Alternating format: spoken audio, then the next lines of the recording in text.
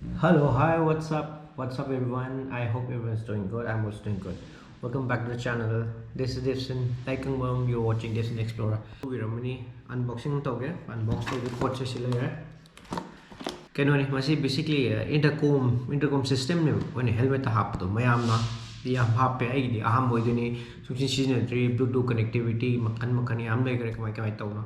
Du loi tau roi ngasi loi booking view duga matang sida video hoting ara mayam like to biramo duga ano gorgadi subscribe to biramo and notification bell na biramo so that you get notified whenever I post a video ka video je haurashi poche Amazon e chengni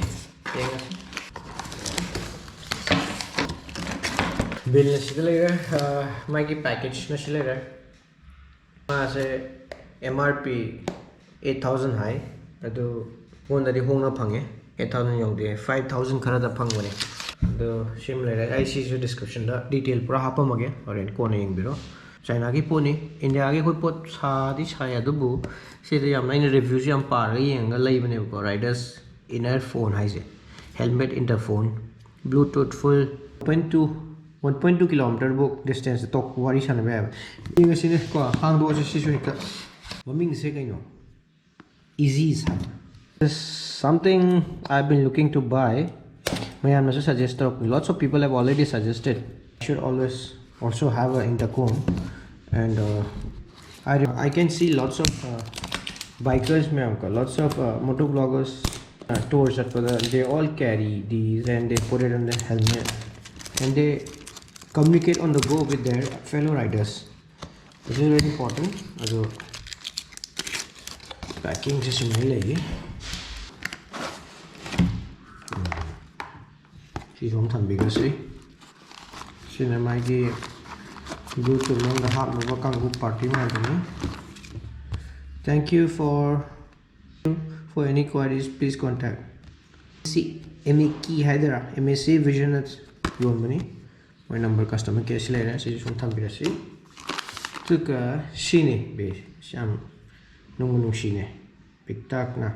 The buttons में हम ले रखा bike की button phone call की button B C सी में जो कहीं no खंगविना सेवा को माउंट ले रंग मनी माइगी बैटरी मकान ले रंग मनी दो में आदो ने को anyway जैसे usual manual सो पासी सी नहीं जोम थम से को सी जोम थम से ना then सी महां सी थम ना सी महां दो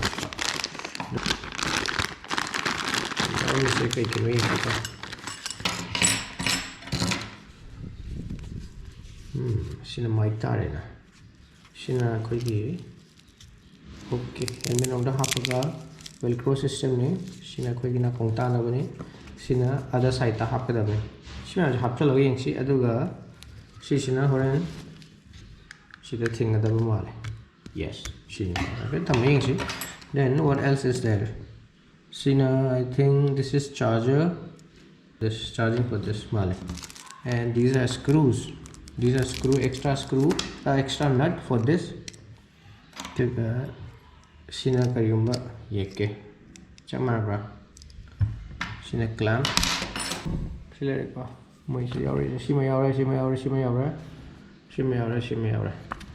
good version je 3 ni ko ila 3.0 hata button mein ase to kamai na half kani ase Sina vai na yeng do se ila is instruction for installation the mayam I got room tong mina si ko kamai ko tong no do masi yeng mina si kana taw si first helmet of thars helmet han si tham si kamai na taw ra kamai taw si do yeng si ko to yeng si yeng mina si there's a place here between these there's a hole the gap on the bra there's a gap here where we can insert this damn thing perhaps now it's perfectly fitted and this will not come out when so this is how it looks shigi sharuk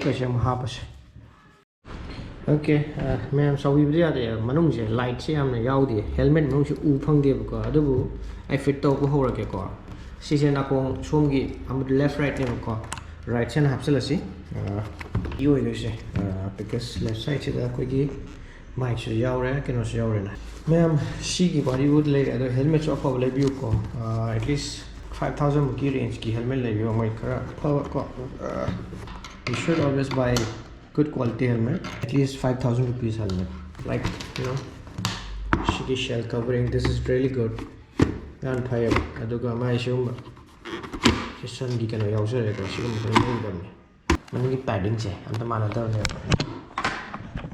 isi ho di tholak se mai gi mics.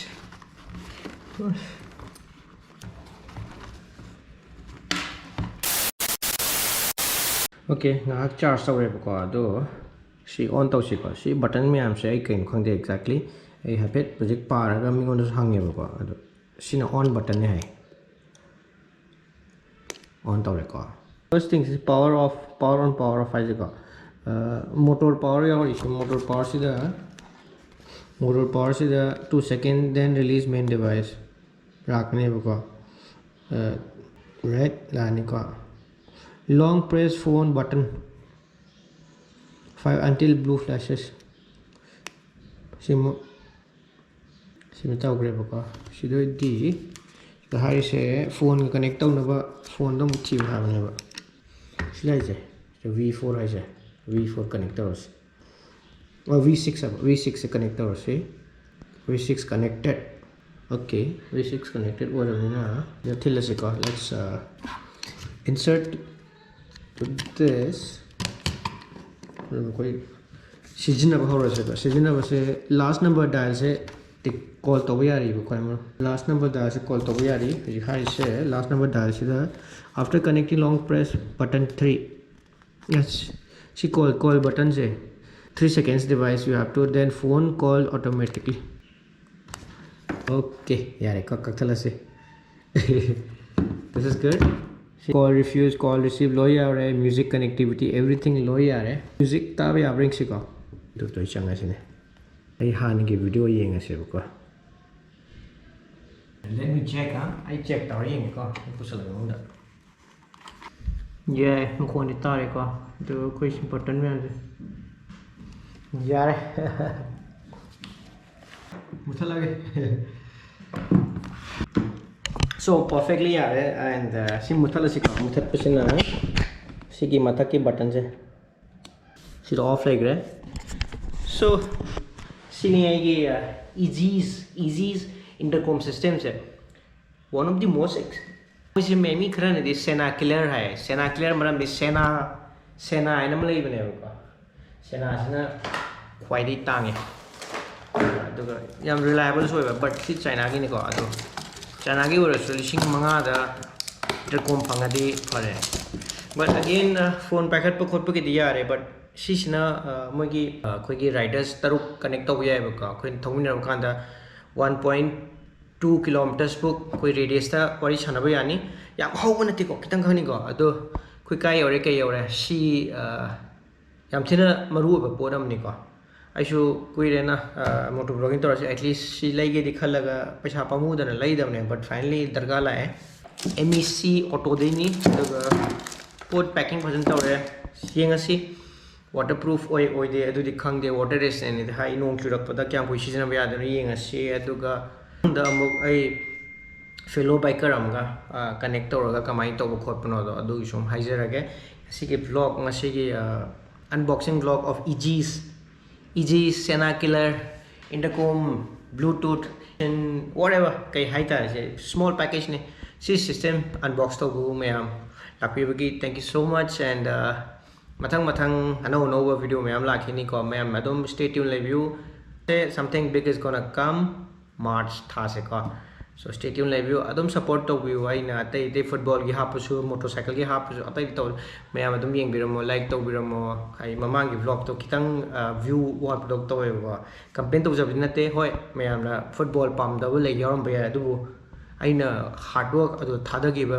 yam cinematic ta sung yeng birasu yai na yam sang da so adum yam phajai thajai adu mi appreciation la football lovers khara gadi so see hi ga ngasi gi vlog lo si I hope you like it. If you like me, thumbs up to more and subscribe to more. Aduga bell icon namsan more so that you get notified whenever I post a video.